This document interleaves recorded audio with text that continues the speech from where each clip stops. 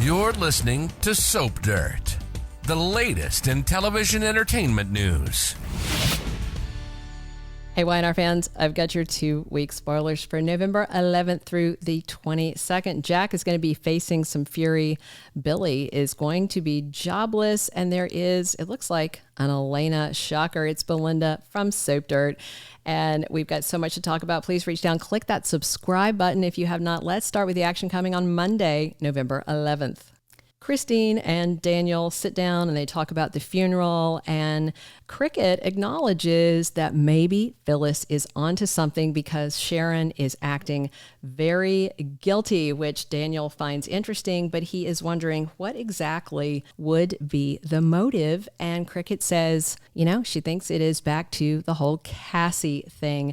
Meanwhile, Jack is so happy to bring Ashley home for Abby's wedding, and she tells her mom she is getting married at the rebuilt ranch house, and Ashley gives her blessing to Alan and Traci. They check out the venue and they do some wedding planning with Nikki as Victor takes off for a business meeting. Traci tries to talk to Jack about Diane. She is very upset. She thinks that Diane is conspiring with Victor against Kyle. Jack doesn't want to hear about it.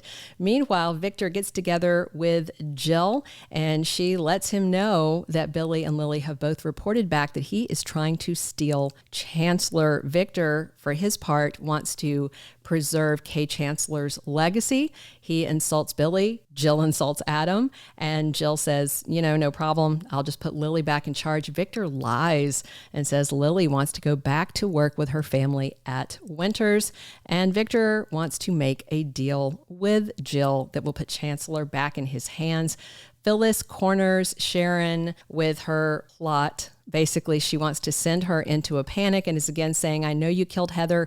I have evidence. People saw how guilty you looked at the funeral and you are going down. The police are going to come for you. Nick tries to intervene. It does not work out well. And Sharon tells Nick that she's worried Phyllis is going to create evidence. Sharon is also talking to Dead Hallucination Camryn, who is warning her that maybe Phyllis does have evidence and they need to shut her down once and for all. And Nick is noticing that Sharon seems to be looking at and talking to someone who is not there. Big, big red flag.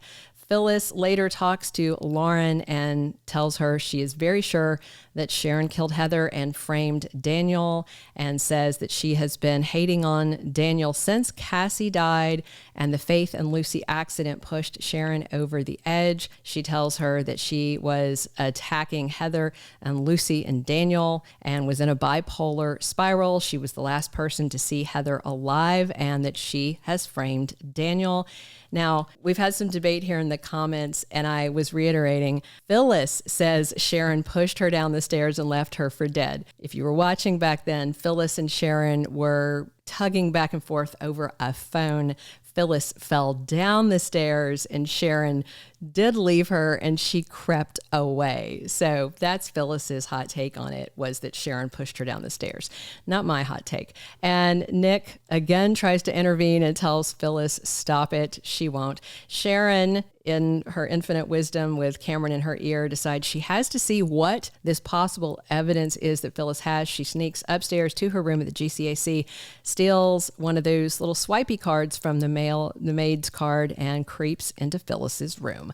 Then on Tuesday, November 12th, Lily is back in Billy's face. She has turned down the apology, turned down the job offer, and she continues to be confrontational with him.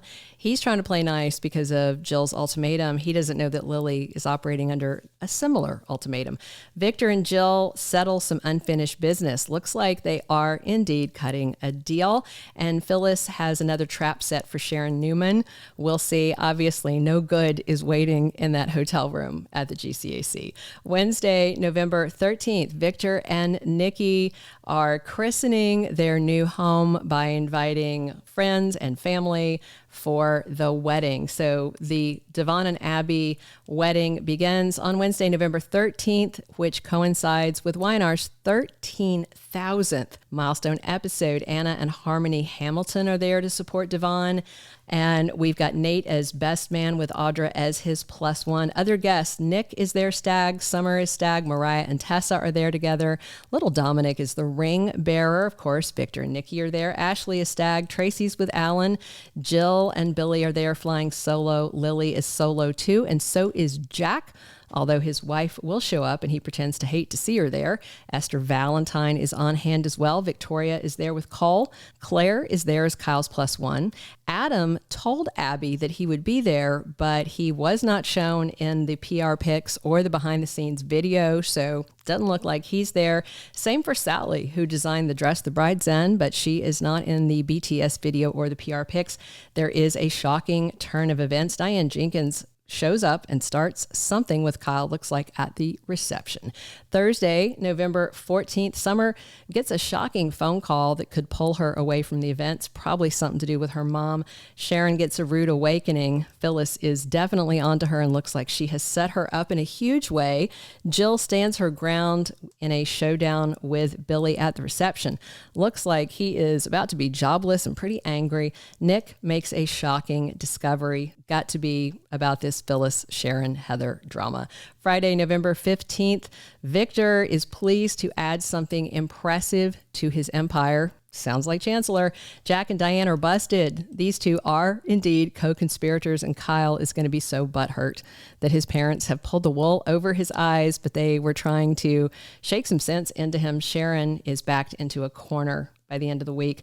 November 18th through the 22nd. So this is undated, but during sweeps, Elena Dawson is back, and there's a baby in a cast photo from the 13,000th party for the cast.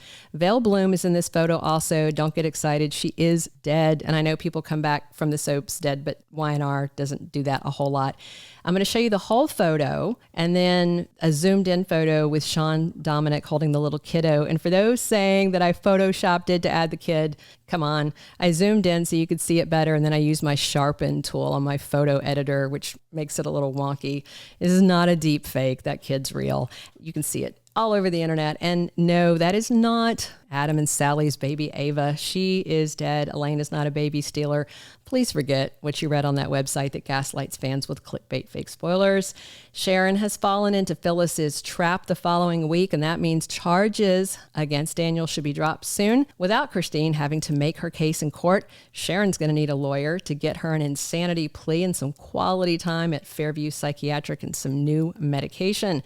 And that means Camryn should be gone soon, and good riddance to him in that bloody shirt, although I do love Lyndon Ashby. Billy is about to be jobless and angry. Lily's about to have no recourse but to take that job that Nikki offered, or to go over and take Devon's offer, but she's not going to be happy either. Billy's looking for comfort after the deal that Jill makes with Victor, and he and Sally may take another step closer to intimacy. And with Jack and Diane outed, she can settle her bill at the GCAC, move home to the Abbott mansion, and Jack is going to have to face the fury of the family, because Ashley sure was excited thinking Jackie boy woke up and dumped Diane, but he didn't. And will Sharon's arrest make things better or worse between Summer and Chance? She is on fire about Kyle and Claire, of course, and Kyle is also going to need some comforting soon. So will he and Claire finish what they started the week before? We shall see.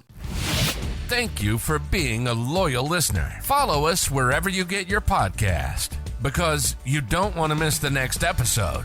Soap Dirt is on all the major podcast platforms, including Apple Podcast, Spotify, iHeartRadio, and more.